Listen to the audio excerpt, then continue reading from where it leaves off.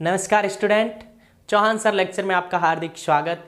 मैं राकेश चौहान ये क्लास लेके आया हूँ उन स्टूडेंट के लिए जो हाल ही में 10th पास आउट हुए, यानी जिन्होंने 10वीं पास की है और जो आगे साइंस की ओर जाएंगे, यानी साइंस बायोलॉजी या साइंस मैथ्स की ओर।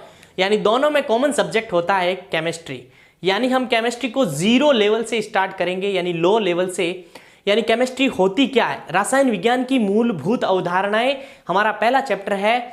यानी आपने 10वीं क्लास में केवल इतना ही सुना है तत्व और इतना सुना है परमाणु, और इस 11th क्लास में आप उन सब के बारे में विस्तार से जानकारी जानोगे। सांद्रता भी वर्ड आया होगा, आपके तत्व आया होगा, यौगिक आया होगा, समांगी मिश्रण, विषमांगी मिश्रण या 9th क्लास में आपने पढ़ा होगा। उन सब का विस्तृत से अध्ययन, यानी जैसे आपने केवल 10th क्लास में परमाणु के 4 सिद्धांत पढ़े थे, अब उनका प्रायोगिक पूरा एकदम विवरण आपको मिलेगा। पूरा विवरण आपको मिलेगा 11th क्लास में। यानी 12th का बेस है 11th, और 10th के बाद आप पूरी विस्तार से केमिस्ट्री जानना चाहो तो आपको मिलेगी 11th क्लास में। यानी 10th क्लास में आपने बायोलॉजी, केमिस्ट्री और फिजिक्स और साथ में एक पर्यावरण भी था, यानी तीनों सब्जेक्ट कॉम्बो था, यानी सब शामिल था। लेकिन अब आप केमिस्ट्री अलग पढ़ोगे, यहाँ पे फिजिक्स आपको अलग मिलेगी, मैथ्स आपको अलग मिलेगी और बायोलॉजी आपको अलग मिलेगी। यानी आप चाहे साइंस में मैथ्स की ओर जाओ या बायो की ओर जाओ, तो केमिस्ट्री एक कॉमन सब्जेक्ट रहेगा आपके 11th क्लास में। मैं आज उसी की क्लास लेके आया हूं। 10th क्लास वालों के लिए गुड न्यूज है। यानी आज हम स्टार्ट करने जा रहे हैं एनसीईआरटी केमिस्ट्री 11th क्लास की यूनिट फर्स्ट। यानी हमारा पहला अध्याय है रसायन की मूलभूत अवधारणाएं। यानी रसायन विज्ञान की क्या क्या अवधारणाएं हैं, हम उनको पढ़ने से पहले हमें यह पता होना चाहिए मैटर यानी पदार्थ। क्या होता है पदार्थ? इस संसार में प्रत्येक वस्तु, यानी आप कोई भी वस्तु ले लो जिसका द्रव्यमान होता है वह स्थान घेरती है। जैसे ये मेरे हाथ में ये पेन है, इसका खुद का मास है। कहीं भी ले जाओ इसका मास अब यहां इतना है जितना का जितना रहेगा। यानी मास एक ऐसी राशि है जो चेंजेस नहीं होती है, मास परिवर्तन नहीं होता है। आपने द्रव्यमान और भार में 9th क्लास में पढ़ा होगा अंतर। लेकिन प्रत्येक वस्तु इस ब्रह्मांड में जिसका खुद का द्रव्यमान होता है और स्थान घेरती है, वह क्या कहलाता है? पदार्थ कहलाता है। यानी अब इनका वर्गीकरण भी हम यही पढ़ेंगे 2 प्रकार से, एक तो फिजिकल और एक केमिकल, यानी भौतिक और रासायन की। मैं बात करूं पदार्थ की, डिटेल से पढ़ेंगे सभी चीजें लो लेवल से। पदार्थ अगर अंग्रेजी में बोले इसे तो मैटर, MATTER। और एक नाम आपके सामने 10वीं क्लास में यह भी आया होगा, द्रव्य।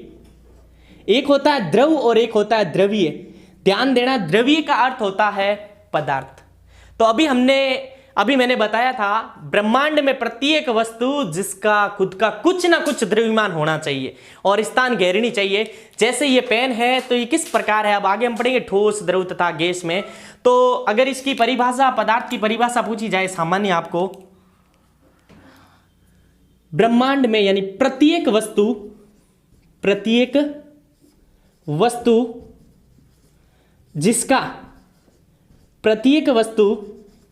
जिसका कुछ द्रव्यमान, अभी मैं आपको यह बताऊंगा द्रव्यमान क्या है। प्रत्येक वस्तु जिसका कुछ द्रव्यमान होता है, प्रत्येक वस्तु जिसका कुछ द्रव्यमान होता है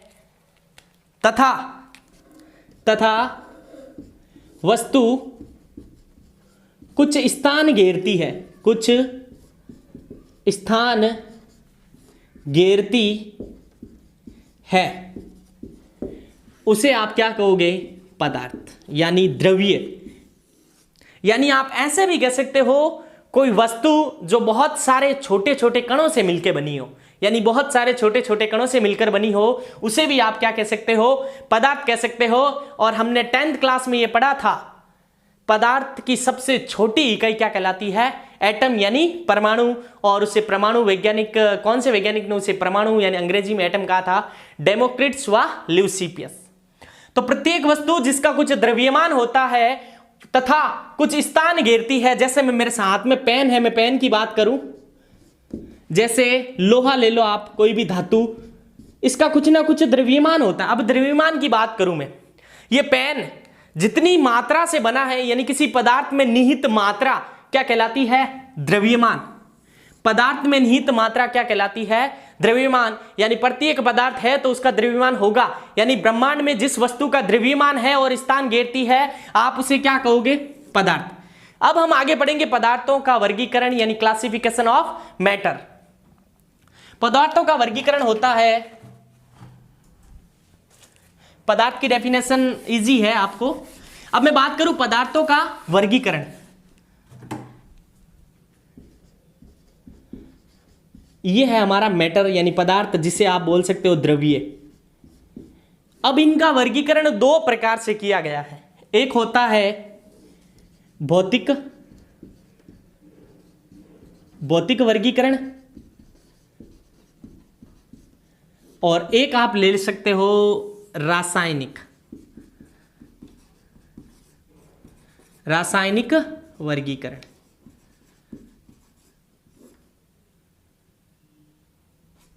रासायनिक वर्गीकरण और भौतिक वर्गीकरण, और इसमें भी आप डिटेल से पढ़ोगे। भौतिक वर्गीकरण भौतिक गुणों के आधार पर होते हैं। ठोस, ये आपने 10th क्लास में केवल सुना था। द्रव और गैस। और अगर यहां मैं बात करूं, यहां दो प्रकार से वर्गीकृत किया गया है। एक तो होता है शुद्ध पदार्थ, पूरा डिटेल से पढ़ेंगे कि शुद्ध पदार्थ होता क्या है। और इधर आएगा, ये हो गया शुद्ध पदार्थ, और यहां लेंगे हम मिश्रण। क्या लेंगे? मिश्रण। इसके भी दो भागों में वर्गीकृत किया गया है, जो आपने सुना है 10th क्लास में, तत्व, और ये भी सुना है आपने यौगिक। और ये यहां पे आपने सुना होगा homogeneous mixer and heterogeneous mixer, यानी समांगी मिश्रण, और एक प्रकार होता है इसका विषमांगी मिश्रण। तो ये चार्ट थोड़ा सा याद रखना, बेसिक है। हम जानते हैं पदार्थ यानी जिसका खुद का द्रव्यमान होता है और स्थान घेरता है, वह कहलाता है मैटर। इनका वर्गीकरण दो प्रकार से किया गया है, भौतिक वर्गीकरण और रासायनिक वर्गीकरण। भौतिक वर्गीकरण में हम पढ़ेंगे ठोस, द्रव और गैस। अगर यहां बात कर ली जाए शुद्ध पदार्थ की, तो आपको कोई पूछ भी ले शुद्ध पदार्थ क्या होता है, ये क्लास पढ़ने के बाद आप आसानी से बता पाओगे शुद्ध पदार्थ क्या होता है। और तत्व और यौगिक 10वीं क्लास में बहुत कंफ्यूजिंग करते थे, परमाणु, तत्व, यौगिक। आपको यहां ये क्लियर हो जाएगा। मिश्रण यानी समांगी तथा विषमांगी। अब मैं यहां वापस हेडिंग लगाऊंगा भौतिक वर्गीकरण, और उसमें हम पढ़ेंगे ठोस क्या होता है, द्रव क्या होता है, गैस, फिर हम पढ़ेंगे शुद्ध पदार्थ और मिश्रण। तो मैं अब सबसे पहले अभी चैप्टर का भौतिक वर्गीकरण। भौतिक वर्गीकरण में हमने पढ़ा था कितने प्रकार से होता है? 3 प्रकार से। एक होता है solid and liquid and gas. तो इनके बारे में आपने सुना होगा। जैसे पदार्थ की 5 अवस्थाएं होती है, चौथी अवस्था होती है प्लाज्मा, और 5वीं होती है BEC यानी बॉस आइंस्टीन कंडेंसन। हमें केवल यहां पे ठोस, द्रव और गैस के बारे में पढ़ना है। अगर मैं बात करूं ठोस की, ठोस केमिस्ट्री में क्या होता है? सॉलिड यानी ठोस। आप किन्हें कहोगे? तो एक चीज थोड़ा ध्यान देना, जब भी मैं यूज करूं एक वर्ड अवयवी कण, ये थोड़ा आप ध्यान रखना। सुना होगा आपने नाम अवयवी कण। तो जहां पर भी अवयवी कण यूज करूं तो आपको समझना है वहां हो सकता है परमाणु, अणु हो सकता है, या आयन हो सकता है। ये 3 चीजें याद रखनी। जहां पर भी मैं इन अवयवी कण की बात करूं तो परमाणु, अणु और आयन आपके दिमाग में सेट होना चाहिए। यानी अवयवी कण, परमाणु, अणु, आयन हो सकते हैं। और आपने 10th क्लास में पढ़ा परमाणु सबसे छोटी इकाई, जब परमाणु मिलते हैं तो अणु बनता है। और आयन यानी कोई भी परमाणु जब इलेक्ट्रॉन का डोनेट या इलेक्ट्रॉन को ग्रहण करता है तो आयन का निर्माण होता है। ये भी आपने सामान्य जानकारी 10th क्लास में पढ़ी। मैं बात करूं ठोस, यानी ठोस पदार्थ में अगर अवयवी कणों की बात करूं, अवयवी कण, ठोस पदार्थ में मैं अगर अवयवी कणों की बात करूं तो जैसे ये मेरे पास पेन है, तो पेन का सबसे छोटा टुकड़ा क्या कहलाएगा? परमाणु। यानी बहुत सारे परमाणु मिले तो ये पेन बना, और ये पेन आपको छूने पर कैसा लग रहा है? ठोस यानी कठोर। तो इसमें अवयवी कणों का पैटर्न यानी अवयवी कणों का क्रम एक निश्चित क्रम होता है। यानी ठोस पदार्थ में अवयवी कणों का कर्म, अवयवी कणों का कर्म निश्चित होता है, निश्चित होता है। क्या होता है? निश्चित होता है। जैसे यानी अवयवी कण इसमें, जैसे ये वाले अवयवी कण ये पास पास होते हैं ऐसे, ये होता है ठोस पदार्थ।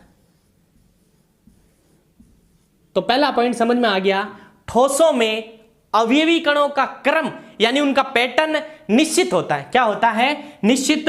और अगर आप अब 12th क्लास में जाओगे तो पहला ही चैप्टर है सॉलिड स्टेट, वहां आप जान पाओगे पूरी तरह से, इससे भी डिटेल में आप वहां जानोगे।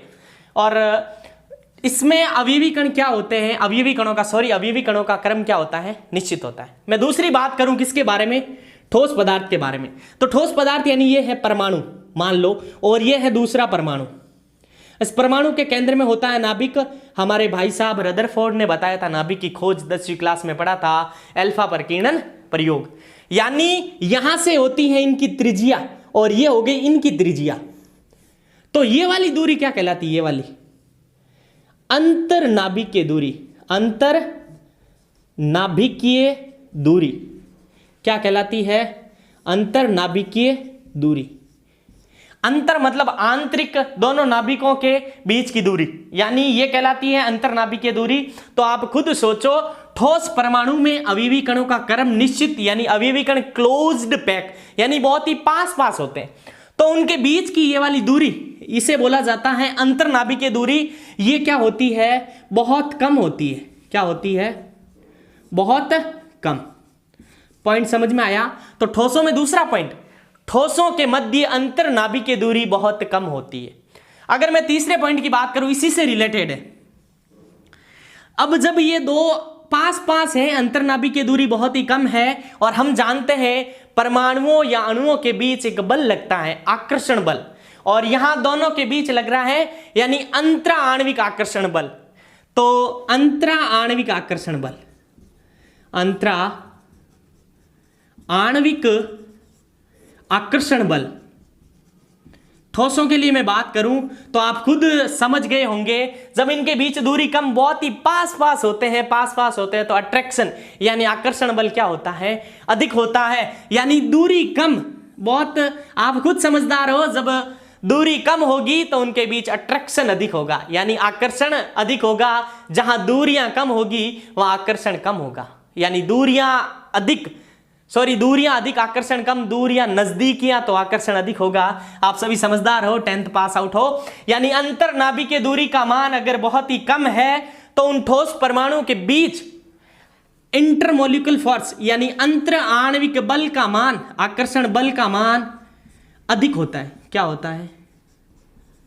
अधिक। क्या होता है? अधिक। यानी ठोसों के हमने 3 गुण पढ़े अभी तक, पूरा डिटेल से ध्यान देना। इसमें जो अवयवी कण कंस्टिट्यूएंट पार्टिकल जो हो सकते हैं, परमाणु, अणु और आयन, बहुत ही क्लोज्ड पैकिंग। 12th क्लास में पढ़ोगे संकुलन क्षमता क्या होती है, हमें इतना डिटेल में भी नहीं जाना है।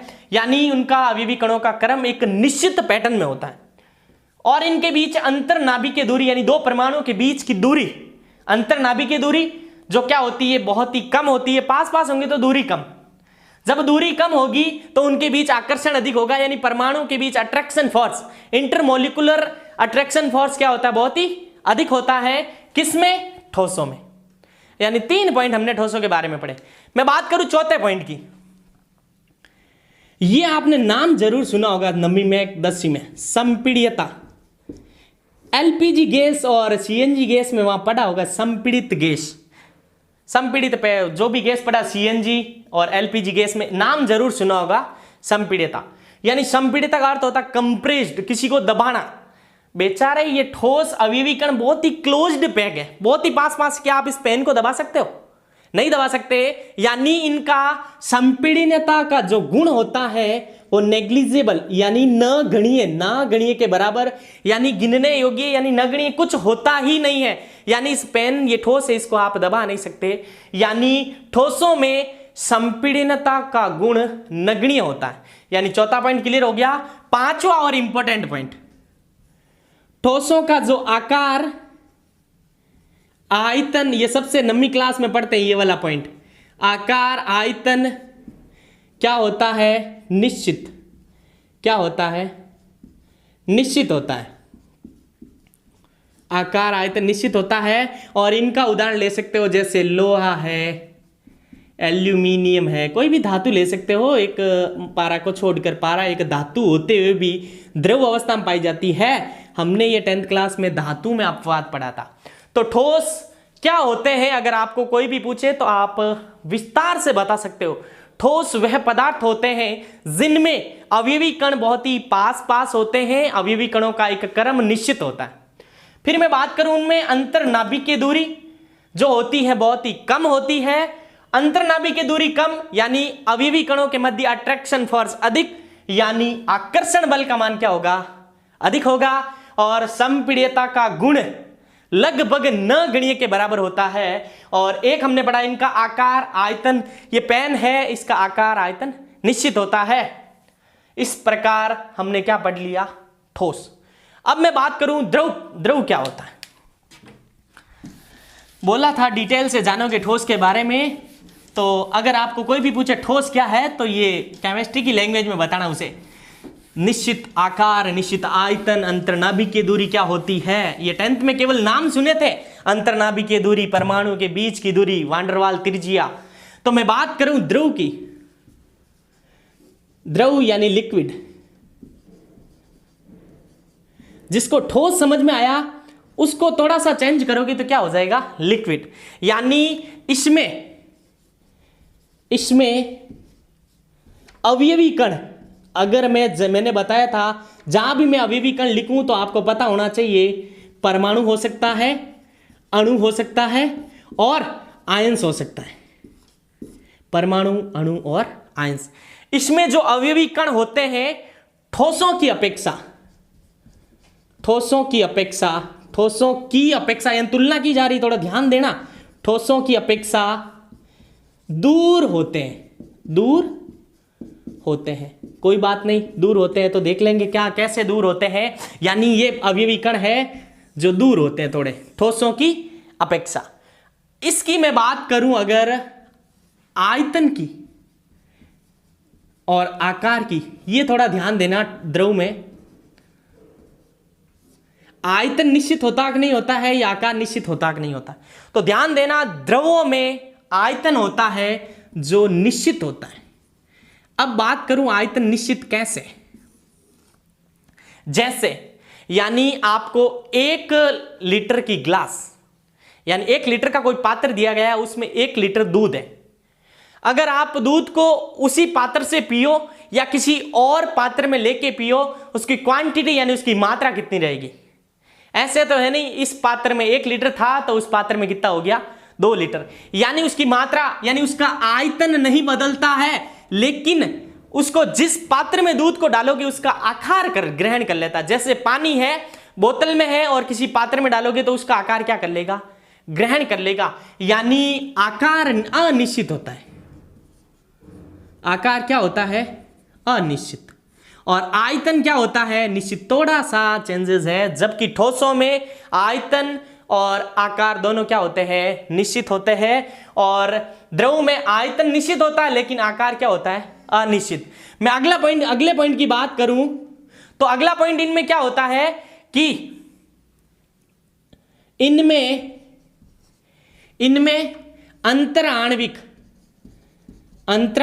बोल सकते हो आप, कंबाइंड अंतराण्विक आकर्षण बल ठोस की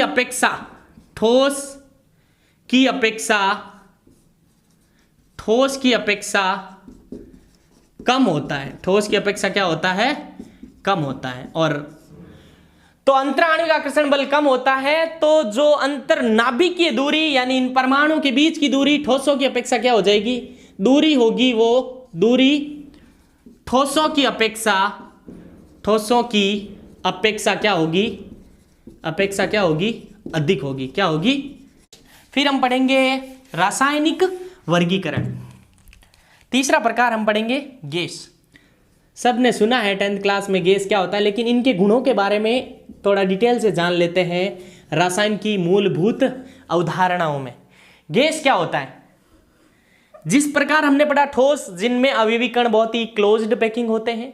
फिर हमने पढ़ा द्रव, उसमें जो अवयवी कण होते हैं ठोसों की अपेक्षा दूर होते हैं। और गैस की मैं बात करूं, इसमें अवयवी कणों का पैटर्न निश्चित नहीं होता है, किसी भी तरह से निश्चित नहीं होता है, यानी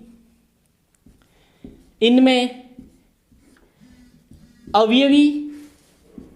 अवयवी कणों का क्रम, अवयवी कणों का क्रम अनिश्चित होता है, अनिश्चित होता है। यानी इसमें जो अवयवी कण होते हैं उनका क्रम निश्चित होता ही नहीं है, अनिश्चित जो कण होते हैं रैंडमली गति करते हैं, यादृच्छिक, कहीं इधर उधर, यानी अवयवी कण है, इनका किसी भी प्रकार से क्रम निश्चित नहीं होता है। और मैं बात करूं आकार व आयतन की, इनका आकार व आयतन, इनका आकार व आयतन दोनों अनिश्चित होते हैं, अनिश्चित होते हैं। और इनमें अवयवी कणों के बीच आकर्षण बल है वो बहुत ही कम होता है, यानी आकर्षण बल नगण्य मान सकते हो। इनमें आकर्षण बल, अब आकर्षण बल आपको मैंने समझा दिया, अणुओं के बीच लगने वाला आकर्षण बल, इनमें आकर्षण बल नगण्य होता है, नगण्य, लगभग आप क्या मान सकते हो, नगण्य होता है। और एक गुण है जो इसमें अधिकतम होता है, संपीड्यता, जो ठोसों और गैसों, ठोस और द्रव की अपेक्षा क्या होता है, संपीड्यता अधिक होती है, सर्वाधिक अधिक। यानी गैस की संपीड़नता अधिक क्यों होती है, यानी इसमें ये अवयवी कण क्या होते हैं, बहुत ही दूर दूर होते हैं, यानी दूर दूर को आप कंप्रेस्ड कर सकते हो, यानी आसानी से दबा सकते हो। तो ठोसों में संपीड्यता का गुण सर्वाधिक होता है, और गैस में संपीड्यता का गुण सर्वाधिक होता है, और ठोस में संपीड्यता का गुण क्या होता है, नगण्य के बराबर। और इनमें आप उदाहरण ले सकते हो, हाइड्रोजन गैस है, ऑक्सीजन गैस है, नाइट्रोजन गैस है, सभी प्रकार की आप क्या ले सकते हो, गैसें ले सकते हो। अब मैं बात करूंगा रासायनिक वर्गीकरण का। भौतिक वर्गीकरण में 3 प्रकार से किया था हमने, भौतिक वर्गीकरण में ठोस, द्रव तथा गैस। और अब आने वाला है इंटरेस्टिंग, यानी रासायन, क्योंकि हम पढ़ रहे हैं रासायन विज्ञान, यानी अब हम पढ़ेंगे रासायनिक वर्गीकरण। आपको इस वीडियो के नीचे पीडीएफ में पूरे नोट्स, आपको हैंडराइटिंग नोट्स मिलेंगे। अगर वीडियो आपको अच्छा लगे तो हमें कमेंट करके बताइएगा, जो 10th पास आउट स्टूडेंट है उनके लिए फायदेमंद है। इसमें मैंने बात की थी 2 प्रकार से होते हैं, एक मैंने आपको बताया था शुद्ध पदार्थ, और इसी के साथ मैंने दूसरा बताया था मिक्सचर यानी मिश्रण।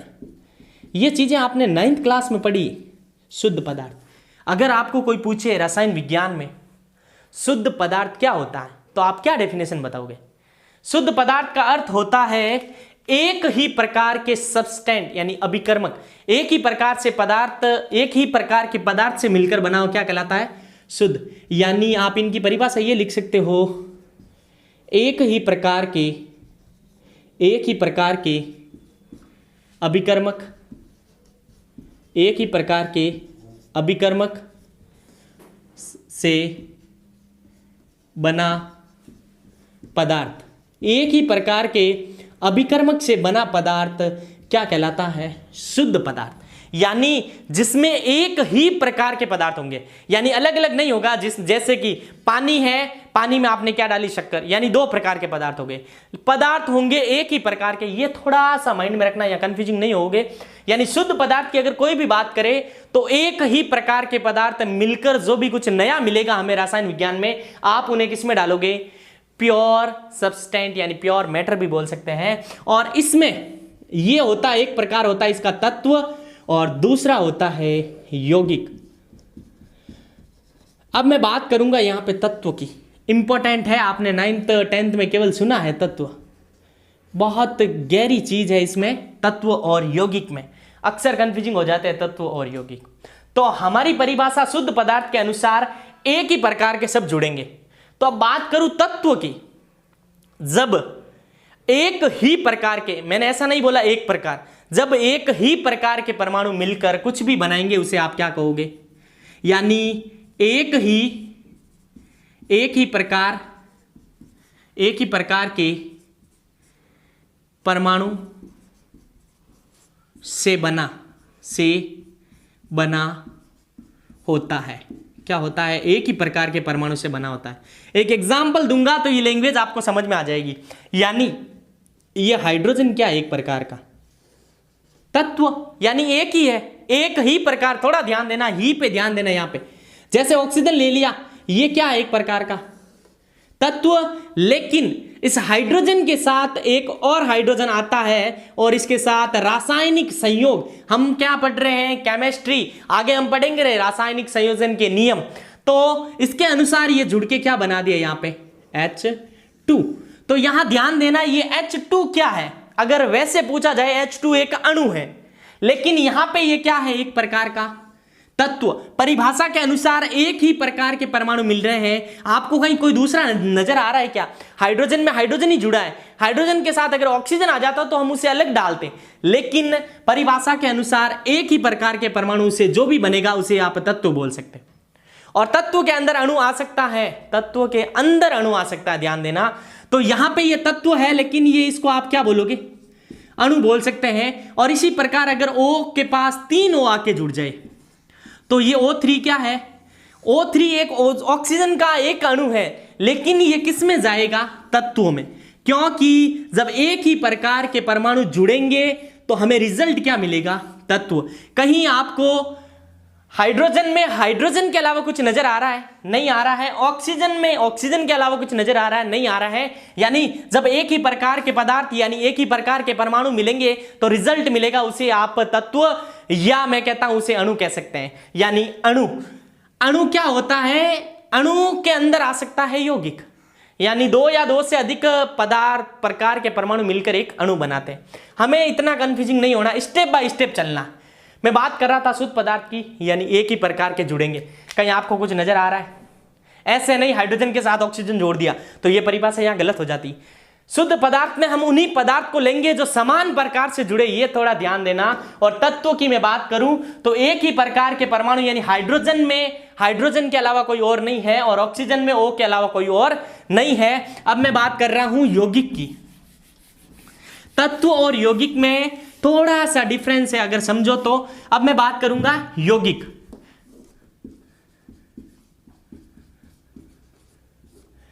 यौगिक की परिभाषा क्या है? एक ही प्रकार के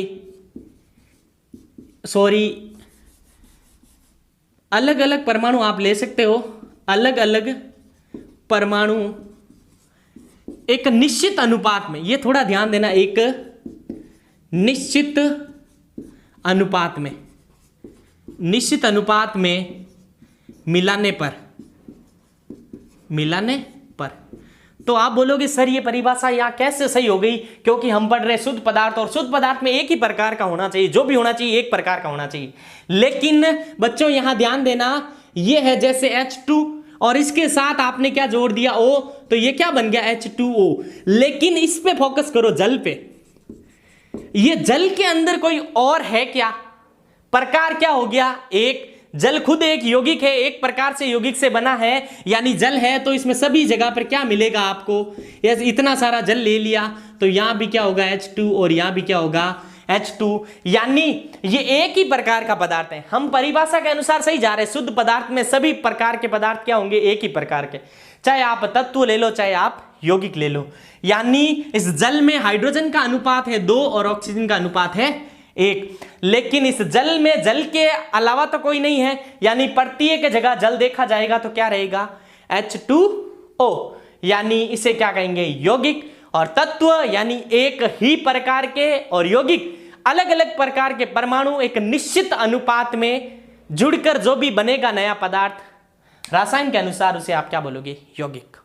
तो आई होप तत्व और यौगिक में आपको पूरा डिफरेंस समझ में आ गया होगा। अब मैं आपको बताऊंगा मिश्रण के बारे में। यौगिक और तत्व, और यहां आप 11th क्लास में पूरी डिटेल से पढ़ोगे तत्व क्या होता है, उनके परमाणु के सिद्धांत। आपका तीसरा चैप्टर आएगा बहुत ही शानदार, जो आपने 10वीं क्लास में 7वां चैप्टर पढ़ा था, परमाणु सिद्धांत तत्वों में आवर्तिता, उसका पूरा विस्तृत वित्त प्रायोगिक यानी प्रयोग के साथ अलग अलग वैज्ञानिक आएंगे आपको बताएंगे, यानी साइंस यानी पूरा विस्तार से पढ़ो आप। अब मैं बात करूं मिश्रण की,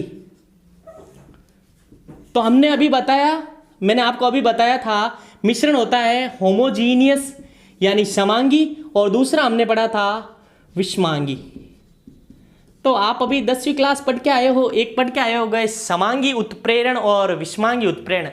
आई होप ये बोर्ड क्लास में क्वेश्चन पूछा गया था और मैंने टेस्ट में भी दिया था। समांगी उत्प्रेरण और विषमांगी उत्प्रेरण को उदाहरण सहित समझाइए। उसी प्रकार का है, वहां पे हमने अवस्था के बारे में पढ़ा था, यहाँ थोड़ा चेंजेज है, यानी काफी नाम ऐसे आएंगे जो आपके सुने हुए हैं, समांगी आपके सुना हुआ है। अब मैं बात करूं समांगी और विषमांगी यानी होमोजीनियस मिक्सर एंड हेट्रोजीनियस। समांगी मिश्रण में सभी पदार्थों का संगठन पूरे मिश्रण में क्या होगा, समान होगा। एक चीज याद रहना, संगठन क्या होगा, मिश्रण में पूरी तरह से समान होगा। जैसे एक एग्जाम्पल के माध्यम से आपको समझा रहा हूं, जैसे आपने ये ले लिया कोई पात्र, इसमें है H2O यानी वाटर, जिसे आप कहते हो साइंस में जल, यानी जिसका रासायनिक सूत्र होता है H2O। और हमने 10वीं क्लास में जल का उदाहरण उपयोग लिया था, चैप्टर नंबर 6 भौतिक परिवर्तन का उदाहरण जल, जो तीनों अवस्थाओं में रह सकता है, सॉलिड, लिक्विड और गैस। यानी जल, बर्फ का पिघलना और पिघले हुए पानी से वापस बर्फ का बनना एक फिजिकल चेंजेस है, यानी भौतिक परिवर्तन, जहां हम थे वहां वापस जा सकते हैं। अब मैं बात करूं जल, और इसके अंदर आप घर पे प्रयोग करना ये, और इसके अंदर डाल दिया आपने चीनी, और सॉरी मैंने बताया नहीं, यहाँ पे मिश्रण जो 2 या 2 से अधिक, ये आपको बताना जरूरी था, 2 या 2 से अधिक अलग अलग पदार्थ, यहाँ पे यहाँ पॉइंट चेंज होगा, अलग अलग पदार्थ मिलकर जो भी बनाएंगे उसे क्या कहेंगे, मिक्सर। तो मैंने शुद्ध पदार्थ में एक ही चीज को पकड़ा था, एक ही प्रकार के, तो तत्व में आए तो भी एक प्रकार और यौगिक में आए, लेकिन अनुपात अलग अलग था, परमाणु अलग अलग थे, लेकिन जो भी रिजल्ट मिला वो एक ही प्रकार का मिला। अब यहां पे हम बात करेंगे मिश्रण की, तो मिश्रण जहां भी आप पढ़ोगे तो अलग अलग पदार्थ मिलेंगे मिश्रण में, यानी यहां हम विषमांगी पढ़ रहे हैं तो हमको जल अलग मिल रहा है, और चीनी का सूत्र भी आपको पता है C6H12O6, ये भी एक अलग सूत्र है, यानी ये एक अलग पदार्थ है और ये एक क्या है, अलग पदार्थ। और हम पढ़ रहे हैं मिश्रण, यानी 2 अलग पदार्थ, पहला पदार्थ ये रहा और दूसरा पदार्थ ये रहा। हम परिभाषा के अनुसार सही जा रहे हैं, यानी 2 अलग अलग पदार्थ जब मिलेंगे, जब पानी के अंदर जब चीनी पूरी तरह से घुल जाएगी, तो ये गिलास आप अपने भाई को पिलाना और फिर अपनी बहन को पिलाना, तो क्या दोनों को स्वाद अलग अलग आएगा? क्या स्वाद एक जैसा आएगा? चाहे आप ऊपर से यहां से पियो और लास्ट वाला पानी पियो, चाहे साइड से पियो, चाहे इधर से पियो, यानी इसका संगठन समान है, यानी इसका स्वाद यानी इसका टेस्ट क्या है, समान है। मेरे कहने का अर्थ है आपने अलग अलग पदार्थ लिए, जल अलग है और चीनी अलग है, और जिससे जो भी बनेगा, समांगी की मैं बात कर रहा हूं, तो उनका टेस्ट यानी उनकी मैं बात करूं उनके संगठन की, वो क्या होगा, समान होगा। यानी पानी के अंदर आपने चीनी घोली तो जितना मीठा आपका भाई पिएगा उतना ही मीठा आपको लगेगा, यानी कहीं से भी पानी को पियो, इधर से पियो, चाहे साइड से पियो, चाहे ऊपर से, चाहे नीचे से, यानी मीठा क्या होगा, एक समान होगा। अब मैं बात करूं विषमांगी, यानी विषमांगी मिश्रण की मैं बात करूं, इनका उदाहरण है, जैसे आप ये घर पे कर सकते हो जल, इसके अंदर आपने मिट्टी, सिलिकॉन डाइऑक्साइड, सिलिका ये इसे मिट्टी कहते हैं, इसको आपने इस जल के अंदर मिलाया, ये है हमारा पात्र, और इस पात्र में भरा है जल, और जल के अंदर आपने डाल दी है, ये है H2O, और इसके अंदर आपने डाल दी SiO2। तो जब आप देखोगे तो चीनी पूरी तरह से जल में नहीं घुलती है, यहां से पानी साफ नजर आएगा, जैसे जैसे अंदर जाओगे तो पानी साफ नजर नहीं आएगा, यानी कहने का अर्थ यह है ये पूरी तरह से इसमें घुलता नहीं है, मिश्रण अलग अलग है, यानी संगठन क्या है, समान नहीं है, तो उसे आप क्या कहोगे, विषमांगी मिश्रण। तो मैं आज की क्लास को यही विराम देता हूं और आज की क्लास में हमने पढ़ा पदार्थ और उनकी भौतिक वर्गीकरण के आधार पर पदार्थ होते हैं ठोस, द्रव तथा गैस। और फिर हमने पढ़ा था रासायन के आधार पर शुद्ध पदार्थ में हमने पढ़ा तत्व क्या होता है और यौगिक क्या होता है। फिर हमने पढ़ा मिश्रण, समांगी तथा विषमांगी। अगर आपको ये क्लास अच्छी लगे 11th क्लास के स्टूडेंट तो आप कमेंट करके हमें जरूर बताइए। फिर हम मिलेंगे अगली क्लास में। धन्यवाद।